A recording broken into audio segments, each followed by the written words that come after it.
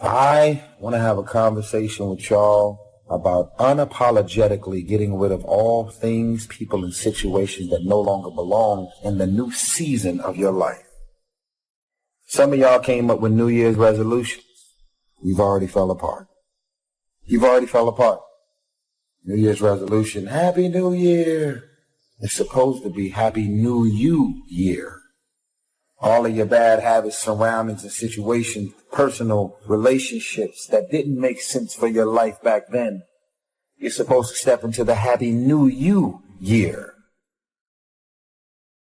So many of y'all are in mental and spiritual, psychological warfare. So many of y'all are in spiritual chains. You are spiritually behind bars. You are stuck. You are institutionalized.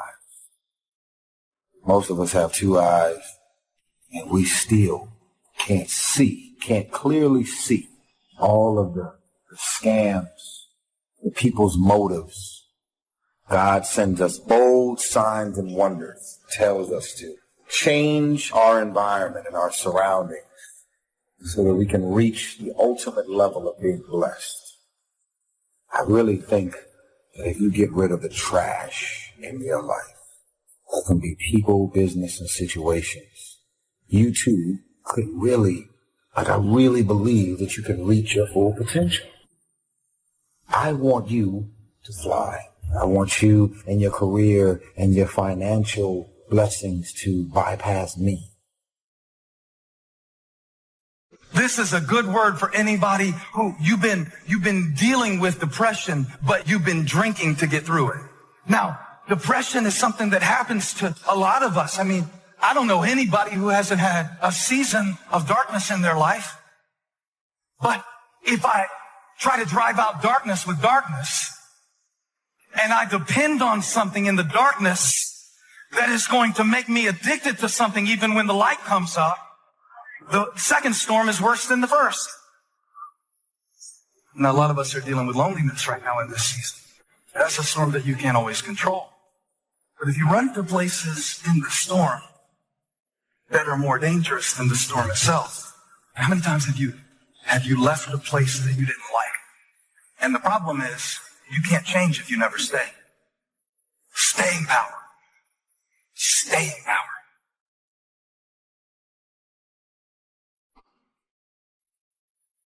A subject that altered my life forever. It was just unbelievable. I hadn't known my mentor, Mr. Schoaf, very long until one day he said, Mr. Rohn, let me see your current list of goals. He said, I've had a lot of experience and I've been out here for a while. And he said, let's go over them and maybe I can really give you some good ideas. And I said, I don't have a list. He said, well, if you don't have a list of your goals, he said, I can guess your bank balance within a few $100s, which he did. That got my attention. I said, you mean my bank balance would be a lot bigger if I learned how to set goals? He said, drastically bigger. That got my attention, so I finally said, hey, I want to learn how to set goals. It is a fantastic skill to develop, how to design your own future. So make the note, life best lived is life by design, not by accident, not just, walking through the day, careening from wall to wall and managing to survive. That's okay. But if you can start giving your life dimensions and design and color and objectives and purpose, the results can be absolutely staggering. Key phrase, here's a chance now to use your imagination. Because the imagination builds cities. Imagination conquers disease. Imagination develops a career. Imagination sets up a relationship. Imagination is where all tangible values and intangible values begin in the imagination. So what you've got to learn to do is use this powerful resource. Now, sometimes all by ourselves, it's a little difficult sort of to get it going. That's why a little workshop like we're going to do today is sometimes very helpful. When someone does a little coaching and says, how about this niche? I never thought about that. That ought to be easy to do. And the first thing you know, you're going. And that's why that is so important.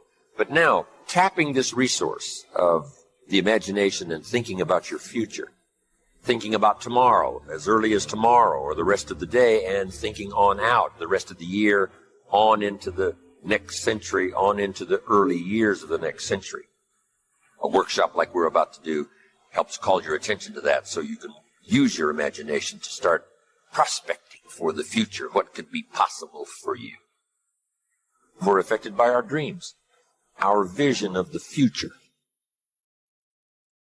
You got a problem? It's called anxiety. Here's the solution. It's called prayer. What's the result of prayer? Peace. Okay, if you're like, Rich, okay, but you don't understand. You don't know my story. You don't know about my life right now. I ain't got no time for peace. You never met my boss. Can't get no peace over there. You don't know my husband. Ain't no peace in my home. You don't know my situation. You would be absolutely correct. Absolutely right. I don't know all of those factors and all of those variables. Yet I'm not sure if you're listening to me tonight. What the scripture says is that when we go to God in prayer, what happens is we don't get man's peace. We get the peace of God. The peace of God is interesting because the peace of God transcends all understanding, meaning that God's peace is superior to your earthly situation. God's peace is illogical.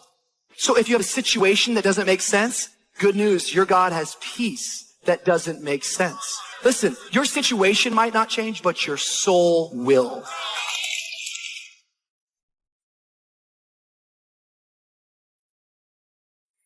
When what you were guiding by goes away and every day just looks the same and feels the same, now I get the feeling like this is endless. Now I get the feeling like maybe these chains are never going to break. This storm is never going to cease. What you go through doesn't determine where you end up. What you go through doesn't determine where you end up. Who you listen to determines where you end up.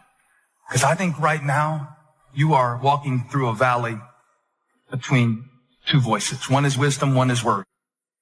One is gratitude, one is grumbling. One is blame, one is faith. Wait a minute. The opposite of faith is doubt. No. Doubt doesn't keep you from having faith. Doubt gives you something to have faith for. But blame will block faith every time. Blame will always block faith. You want to make sure that the greatest pull on your life is the pull of the future. Some people live in the past and let their life be continually pulled and influenced by the past. And yes, we must remember the past and review the past to make it useful to invest in the future. But here's the key. Make sure that the greatest pull on your life is the pull of the future. Now, if you're skimpy on your dreams, if you're skimpy on your objectives and your purposes, if that isn't very well planned, then it doesn't pull very hard. Then you have more of a tendency to be pulled by the past or to be pulled apart by events or circumstances or to be pulled apart by distractions. So in order to save yourself from being pulled apart by distractions or pulled back to the past, you want to now start really designing the future so that the greatest part of your attention and focus and pull, like a magnet, pulls you forward into the future to accomplish your goals. If you take a seed and throw it on the concrete and walk off, the sun just burn it up. Got to have dirt put on top of it. In my mind, it doesn't make sense that to grow something, you should dig a hole, put it down in there, and cover it with dirt. Logically, that don't make no sense to me. But oh, though. See, dirt is necessary for growth and development. Dirt builds character. Dirt gives you the push-through factor. Dirt makes you come with it when you don't feel like coming with it no more. All of y'all that had dirt throwed on you. And dirt ain't always what you want. It's somebody talking about you down on your job. It's somebody accusing you of something that you didn't do. It's somebody telling you ain't gonna make it.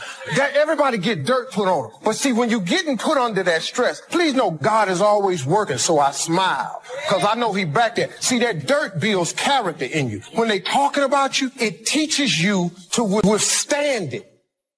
Then it gives you something to push through. So when you put the seed and you put the dirt on it, if you understand stress, stress really ain't just dirt. See, they don't call it dirt when they plant it. They call it soil. Because see, soil has nutrients in it. What the nutrients, when people are talking about you, dogging you, lying on you, backbiting, stealing from you, they're actually putting nutrients in you. They're building character. You got character now. And now the dirt is necessary so you can prove yourself. Everything you see above ground that blossoms and plants and grows and that's beautiful, it was underground one time.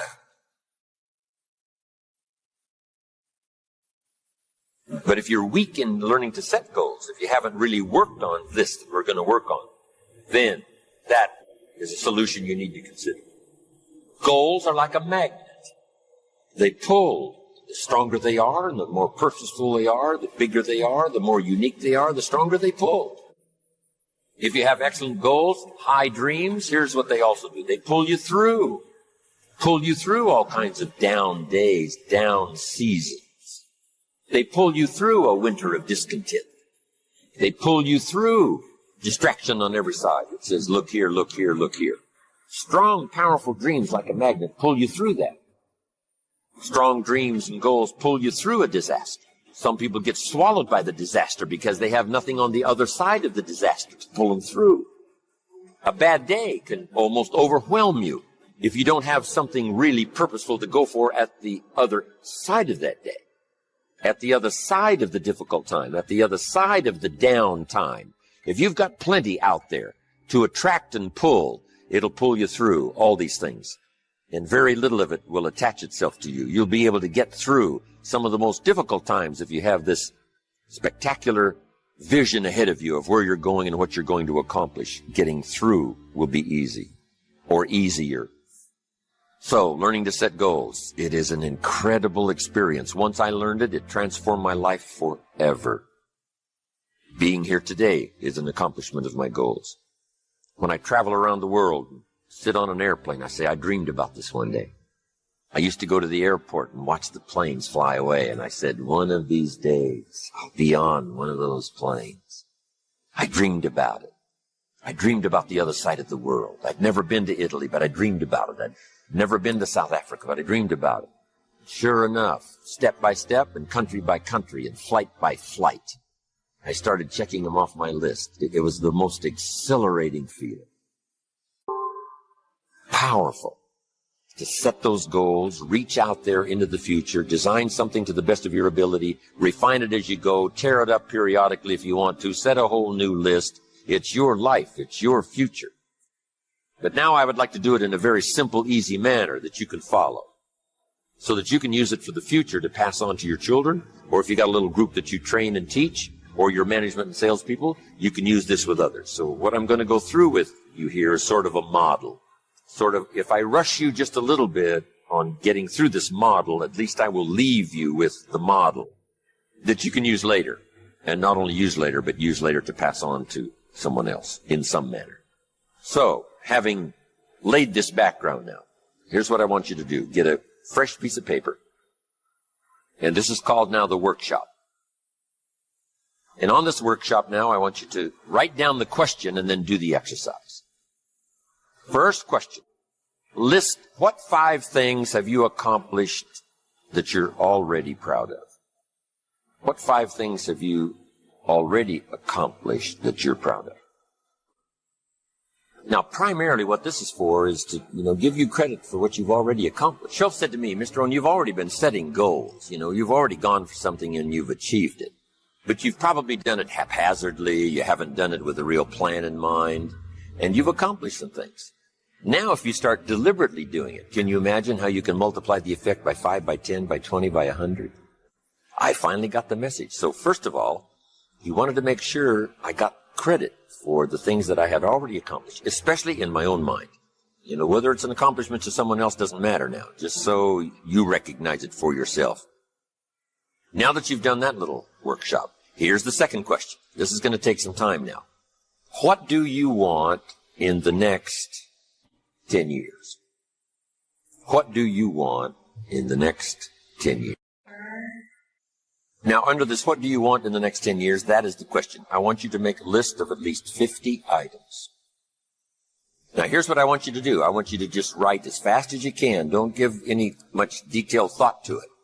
of what you want in the next 10 years. And just let your mind run free. Now, also remember this. This is not what you think you can get. This is what you want. If it all fell into place and you could have everything you wanted in the next 10 years, what would you take? If somebody promised you can have anything you want in the next 10 years, what do you want? I want you to approach it that way, because it's not important to think, what do I think I can get? I want you to now think about what you want in the next 10 years. And put them one under the other, not side by side, but one under the other, because we're going to do something with this list when you finish.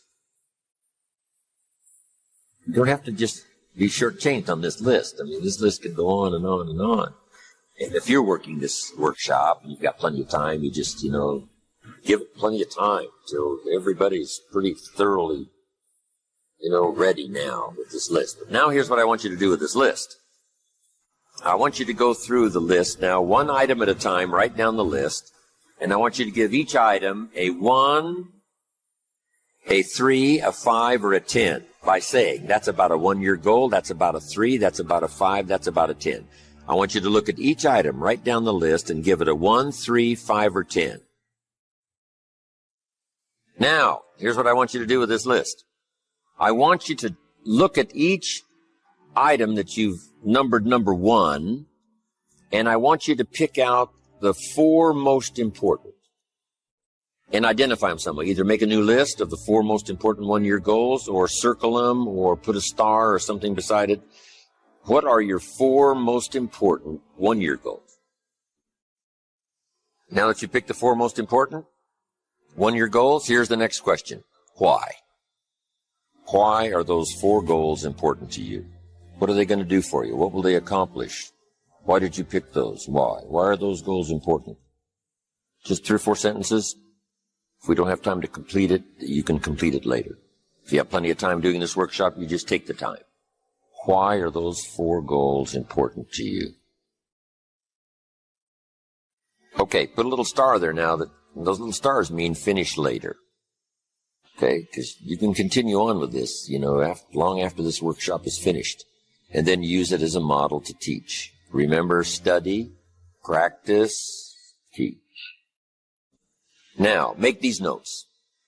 Next, when the why gets stronger, the how gets easier.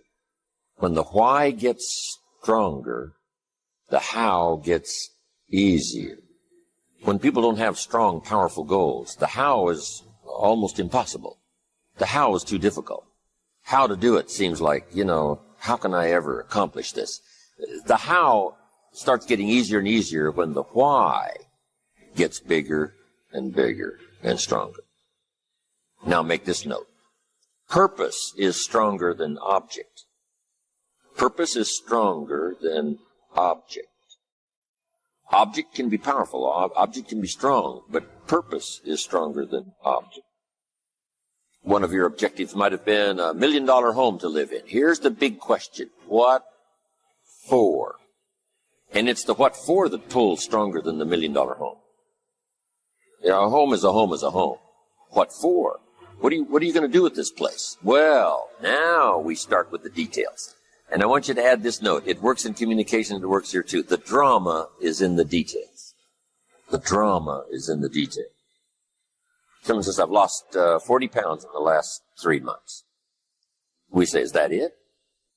Those are the numbers, but it's the detail. How did you feel before? Well, let me tell you what. Now they start the drama by giving us the details. How do you feel now? Wow, what a difference, 40 pounds later. And this person starts to describe what it's like now versus what it was like before. The drama is in the details. This is what you've got to do. $1 million home? What for? So everybody can see it from the street? That's okay, but there's got to be some more reasons. What do you want to do with this home? And then you start saying, hey, it's going to be the center of activity. You can't believe what's going to go on in this home. And you just keep describing it. And that drama now starts to really tap your imagination. And imagination is the beginning of reality. You can't imagine how close imagination is to reality until you start practicing this craft of turning nothing into something, imagination into tangible, the real stuff. How close is the real stuff? You can't imagine how close. If you start tapping into this resource of your imagination, so that your purpose becomes much stronger than the object. The object is powerful and it'll pull, but the purpose is something new. We must all pay the price, but the price gets easy if the prize gets large. The price gets easy if the prize gets sufficient. It's like disciplines. What a small price to pay for good health. What an easy thing to do, an apple a day. I mean, a few things gives you such an incredible return that the price almost disappears. Promise is stronger than object. You got that? The bigger and the more powerful the why, the how gets easier and easier and easier.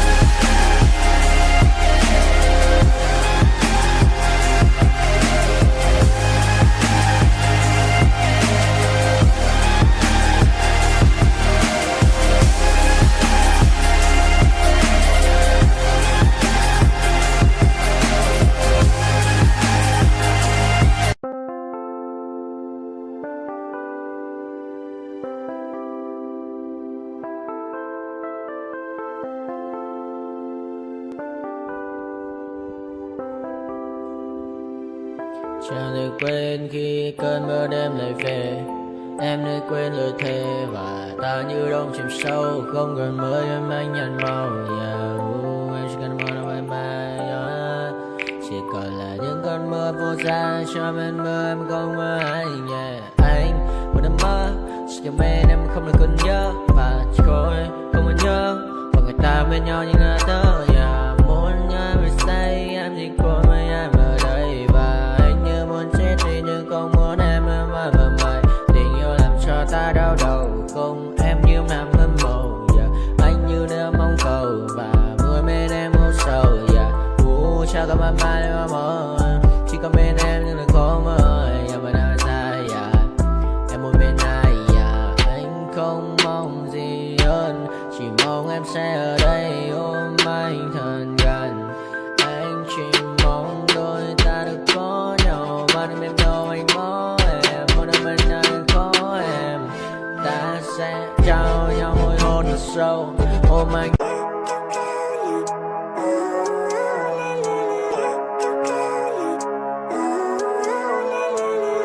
Living life, every day, late at night, not okay.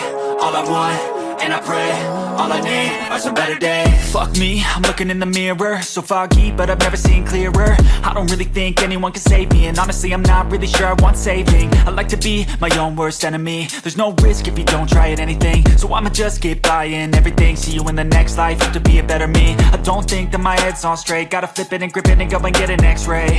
What's wrong with me? I just feel weight pushing on my chest and it squeezes till I suffocate. Better change my mindset, meditate. It's pretty cool that I'm alive and have better days. I could walk, see, hear, I should celebrate. Think I could change my mind, maybe elevate.